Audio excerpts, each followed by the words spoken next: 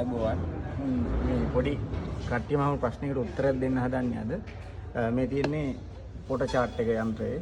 ඒකට මේ තියෙන්නේ මිලිමීටර්, මේ තියෙන ඉන්ච්. ඒ කියන්නේ ඉන්ච් පොටවල් සහ මිලිමීටර් අතර මෙට්‍රික් සහ අඟල් පොටවල් දෙකේ chart එක තමයි මේ තියෙන්නේ. ඒකට මේ තියෙන්නේ වීල් හදා ගන්න ඕනේ. මේක පොල් ඔටෝ ලේට් එකක් නේ අපිට ඕනේ ලේට් එකේ වීල් ටික හදා ගන්න ඕනේ.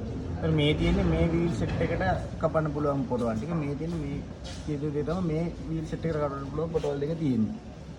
එතකොට මේකේ ෆොටෝ chart එකේ දැන් 4ක් තියෙනවා. මේ තියෙන්නේ ඉන්ච් වලින් ඒ කියන්නේ සෙල්බේ අපි වටයක් අරගෙනකොට යන්න ඕන දුරවල් හොයන්නේ. ෆීඩ් එක හොයාගන්න තමයි මේ තියෙන්නේ.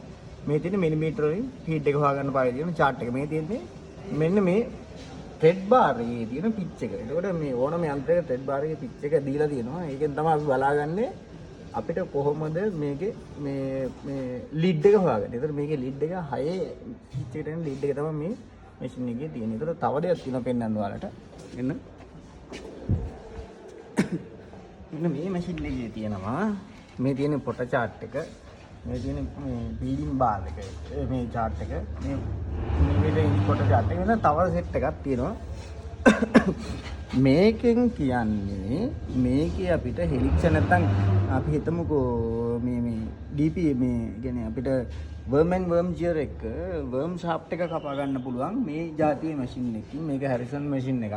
ඒතර මේකේ මේ තියෙනවා මොඩියුල් එකයි DP. අපි දන්නවා මේ අපි gear cut කරනකොට මොඩියුල් එක තියෙනවා DP එකේ. ඒ කියන්නේ DP කියන්නේ ඉන්ච් වලින් ගන්න එක, මොඩියුල් කියන්නේ මිලිමීටර වලින් ගන්න. ඒතර මේ තියෙන මේ පිච් වලට අදාළ